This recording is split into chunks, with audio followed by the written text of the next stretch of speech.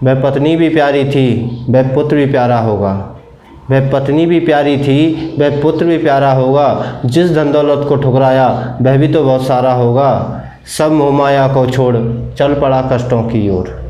सब मोह माया को छोड़ चल पड़ा कष्टों की ओर।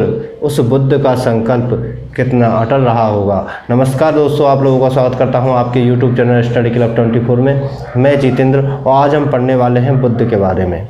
जैसा कि हमने पिछली वीडियो में महाजनपद काल पढ़े थे और उसी समय पर महात्मा बुद्ध का जन्म होता है, तो उसके बाद आज हम डिक्लेयर करेंगे।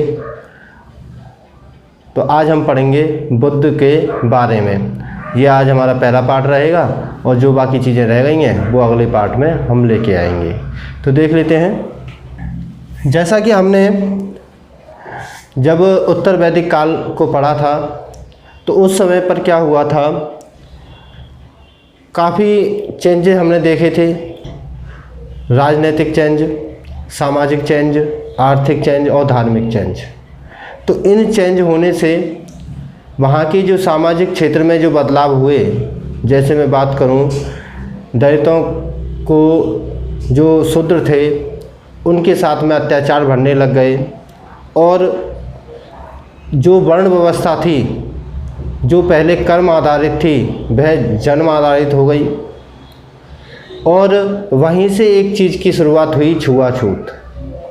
जो निम्न वर्ग के लोग हैं, यानी कि बात करें शूद्रों की, उन शूद्रों के साथ में बहुत ही निंदनीय व्यवहार होने लग गया। छुआछूत जैसी बीमारियां उस ज़माने पे फैलने लगी। इसके साथ ही जो वो वर्ण व्यवस्था थी जो जन्म आधारित हो चुकी थी, तो वह अपने वर्ण को छोड़ भी नहीं सकते थे। तो इसी कारण, और इसके बाद बात की जाए स्त्रियों की स्थिति की, तो उनमें भी काफ़ी गिरावट देखने को मिली।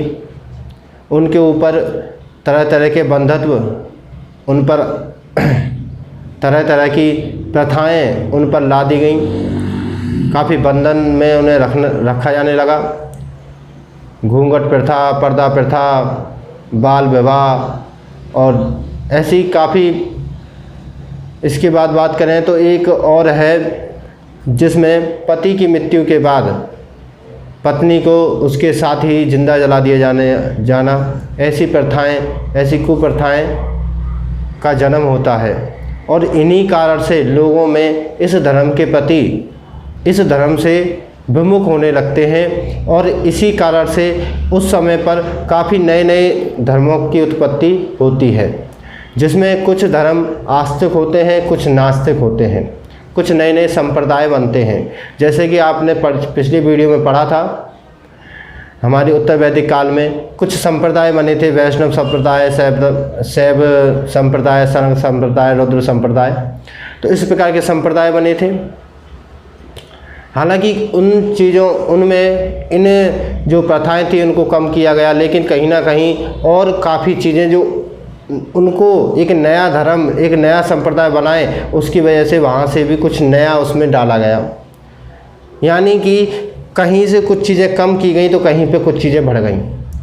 तो ऐसे संप्रदाय भी बने। इसके साथ ही कुछ धर्म बने। उन धर्मों में कुछ आस्तिक थे, कुछ नास्तिक। और उनमें जो प्रमुख नास्तिक धर्म थे वो थे बौद्ध धर्म और जैन धर्म। बौद्ध धर्म और जैन धर्म में ईश्वरवाद को नहीं माना गया है, मूर्ति पूजा का खंडन किया गया है। और जहाँ पर ईश्वरवाद ख़त्म हो जाता है वहाँ पर पोप लीलाएँ, पाखंड वगैरह की चीज़ें ख़त्म हो जाती हैं। नई नई प्रथाएँ भी नहीं आती। और ये जो दो धर्म थे इनको कर्म प्रधान बताया गया। और इसमें से सबसे इम्पोर्टेंट जो धर्म था वह था बुद्ध धर्म। और इसी कारण वह काफ़ी क्षेत्रों में उसका फैलाव आज हम देख रहे हैं। काफ़ी देशों में बुद्ध धर्म मिलता है, जैसे चीन, जापान, थाईलैंड, ना जाने कितने देशों में बुद्ध धर्म आज हमें देखने को मिलता है।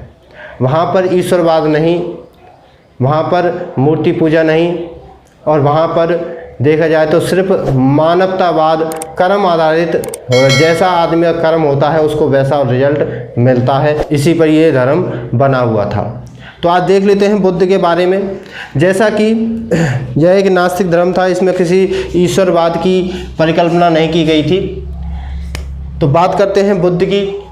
तो बुद्ध के पिता शुद्धोदन और उनकी माता महामाया एक बार अपने मायके जा रही थी और मायके जाने पर रास्ते में प्रसव पीड़ा हुई और महात्मा बुद्ध का लुम्बिनी नामक एक वन में, जो कि कपिलवस्तु का एक क्षेत्र था, उसमें उनका जन्म होता है। जन्म हो जाने के 7 दिन बाद उनकी माँ महामाया की मृत्यु हो जाती है। इसके बाद पिता शुद्धोदन उनकी छोटी बहन प्रजापति गौतमी से विवाह कर लेते हैं और उनका जो लालन पालन बचपन से होता है वह गौतमी के संरक्षण में होता है, यानी कि गौतमी उनका लालन पालन करती है उनकी सौतेली माँ बनकर।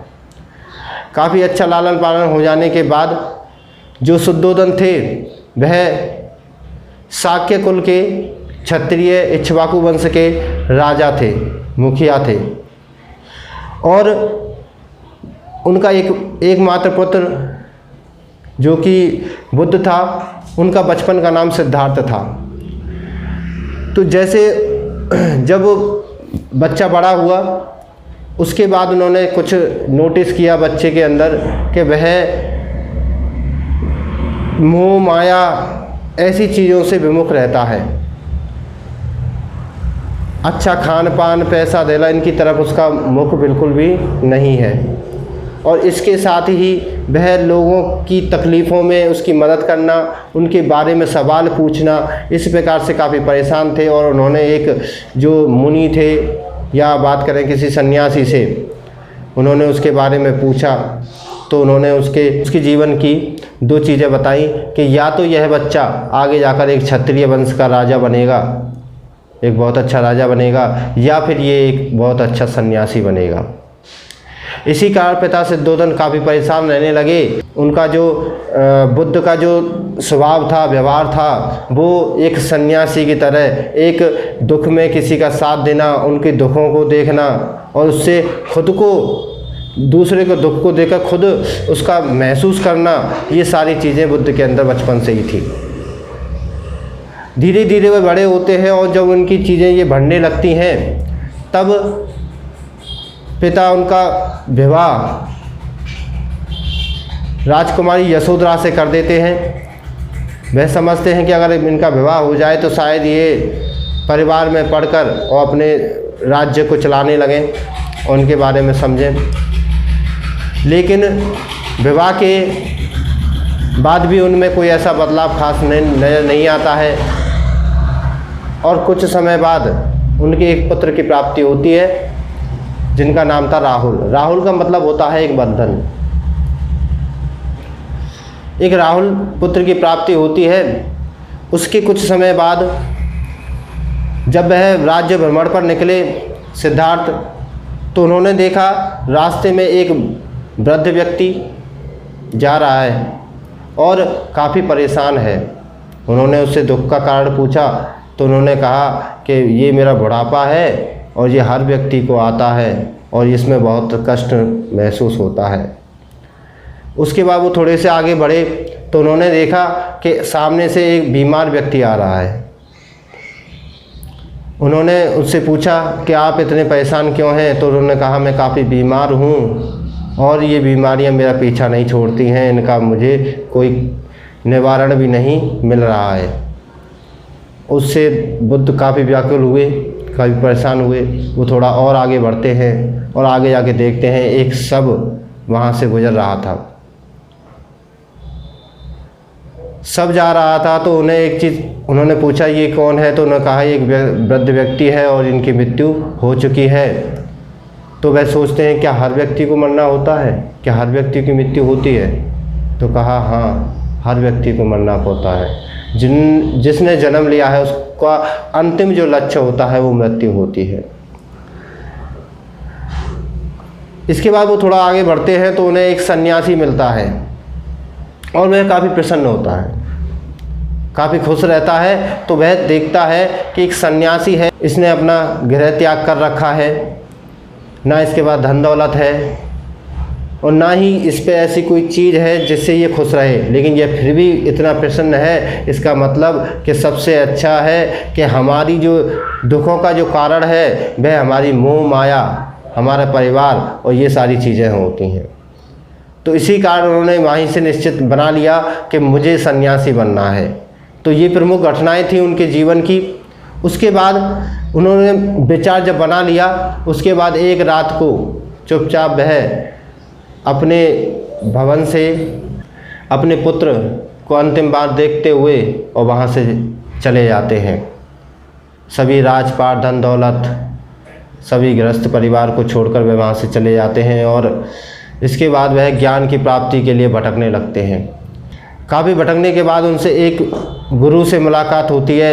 एक उनके गुरु मिलते हैं आलर कलाम। वह उन्हें ज्ञान प्राप्ति के लिए वहाँ से काफ़ी प्रयत्न करते हैं, लेकिन वहाँ से भी उन्हें कुछ भी ऐसा नहीं मिलता है।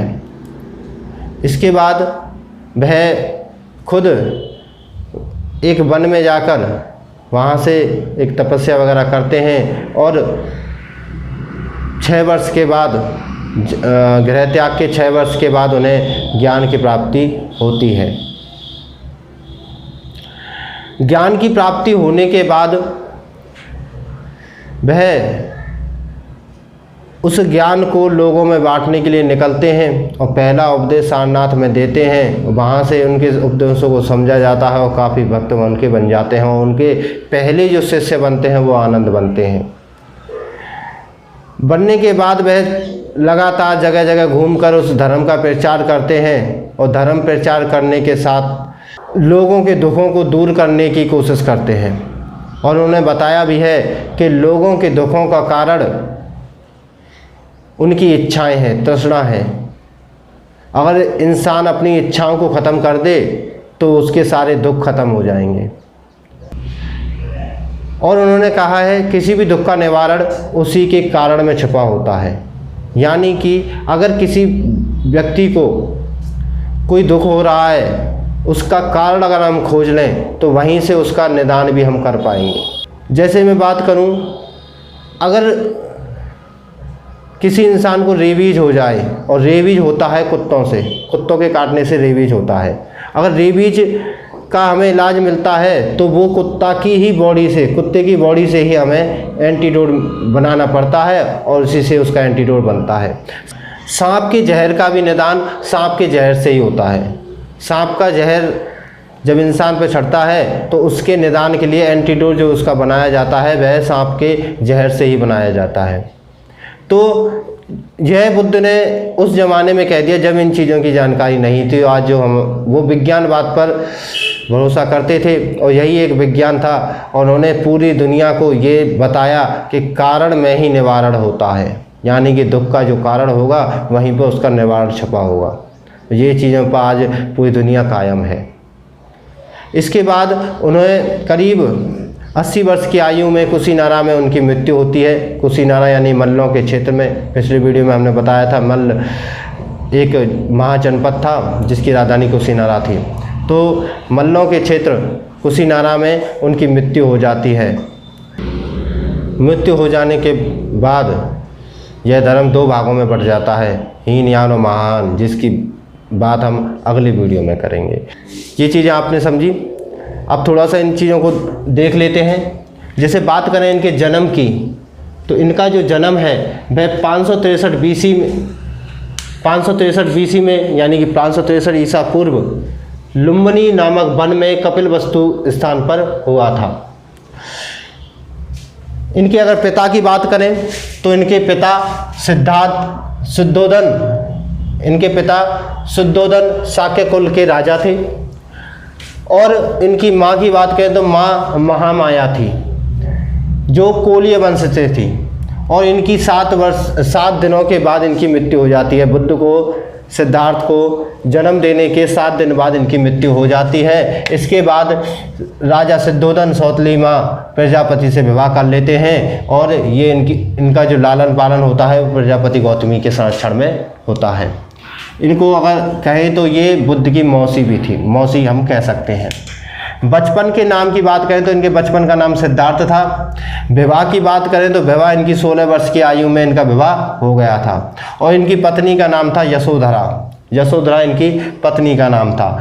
इनके पुत्र की बात करें तो पुत्र का नाम राहुल था, और राहुल का मतलब होता है एक और बंधन।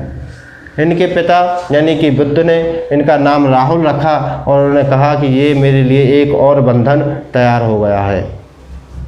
इसके बाद बात करें कि जिनके जीवन में ये कुछ घटनाएं हुई जिनके कारण ये गृह त्याग इन्होंने किया और उन्होंने समझा चीज़ों को, तो वो कौन कौन सी घटनाएं थीं? तो वो थी हमारी, पहला बूढ़ा व्यक्ति, दूसरा बीमार व्यक्ति, तीसरा शव और चौथा सन्यासी।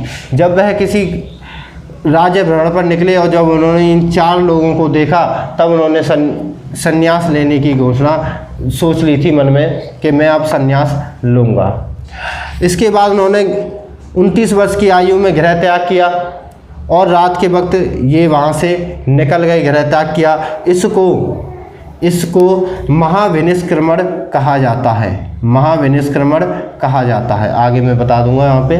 महाविनिष्क्रमण, गृह त्याग को महाविनिष्क्रमण कहा जाता है। अगर बात करें प्रथम गुरु की तो प्रथम गुरु इनके आलर कलाम थे। बात करें प्रथम गुरु की तो प्रथम गुरु इनके आलर कलाम थे। आलर कलाम इनके प्रथम गुरु थे। और बात की जाए इनके ज्ञान प्राप्ति की तो ज्ञान प्राप्ति इन्हें 35 वर्ष की आयु में हो गई थी, यानी कि गृह त्याग करने के 6 वर्ष बाद, गृह त्याग करने के 6 वर्ष बाद इन्हें 35 वर्ष की आयु में ज्ञान प्राप्त हो गया था। स्थान कौन सा था, कहाँ पर इन्हें ज्ञान की प्राप्ति हुई? तो वह स्थान था निरंजना नदी। निरंजना नदी के किनारे, निरंजना नदी को फाल्गु नदी भी कहा जाता है, तो निरंजना नदी के किनारे पीपल वृक्ष के नीचे बौद्ध गया बिहार में इनको ज्ञान की प्राप्ति हुई। अगर इनके प्रथम उपदेश की बात करें, इन्होंने प्रथम उपदेश कहाँ दिया? तो इनका प्रथम उपदेश सारनाथ में दिया और पाली भाषा में दिया। उस समय पर पाली भाषा एक क्षेत्रीय भाषा हुआ करती थी और उसी भाषा में इन्होंने प्रथम उपदेश सारनाथ में दिया। अगर इनके प्रथम शिष्य की बात करें तो इनका प्रथम शिष्य जो थे वो आनंद थे। आनंद इनके प्रथम शिष्य थे। सर्वाधिक उपदेश की बात करें तो सर्वाधिक उपदेश श्रावस्ती में दिए गए। सर्वाधिक उपदेश श्रावस्ती में दिए गए। अगर इनकी मृत्यु की बात करें तो मृत्यु 483 BC में यानी 483 ईसा पूर्व इनकी मृत्यु हुई और उनकी उस समय पर उम्र 80 वर्ष थी। तो 80 वर्ष में इनका निधन हो जाता है और इस मृत्यु को महापरिनिर्वाण कहा जाता है। महापरिनिर्वाण कहा जाता है। और अगर बात की जाए प्रथम उपदेश को तो प्रथम उपदेश को कहा जाता है धर्म चक्र परिवर्तन। धर्म चक्र परिवर्तन इनके प्रथम उपदेश को कहा जाता है। स्थान कौन सा था मृत्यु होने का? तो इनका स्थान था कुशीनारा। कुशीनारा यानी कि मल्लों के क्षेत्र में, कुशीनारा जो मल्लों की राजधानी थी, वहाँ पर इनको निर्वाण की प्राप्ति होती है, महापरिनिर्वाण इनका होता है। इनकी बहुत ही इम्पोर्टेंट एक बात थी कि इनका जन्म, इनको ज्ञान मिलना और इनकी मृत्यु होना, वो तीनों के तीनों वैशाख पूर्णिमा के दिन हुई थी। और इसी कारण गुरु पूर्णिमा, वैशाख पूर्णिमा को गुरु पूर्णिमा कहा जाता है। गुरु पूर्णिमा कहा जाता है। गृह त्याग को महाविनिष्क्रमण कहा जाता है। प्रथम उपदेश जो दिया था उसको धर्म चक्र परिवर्तन कहा जाता है और मृत्यु को महापरिनिर्वाण कहा जाता है। इनके घटनाक्रम कुछ जो घटना हुई थी इनके जीवन की, उन जीवन की घटनाओं को एक प्रतीकों के हिसाब से जाना जाता है। प्रतीक इनके दिए गए हैं। जैसे बात करें इनके जन्म, तो इनके जन्म का प्रतीक है कमल। काफ़ी एग्जाम में पूछा जाता है तो याद रखना है। इनके जन्म को कहा जाता है कमल। भ्रूण का प्रतीक है सांड। इनके भ्रूण का प्रतीक है सांड।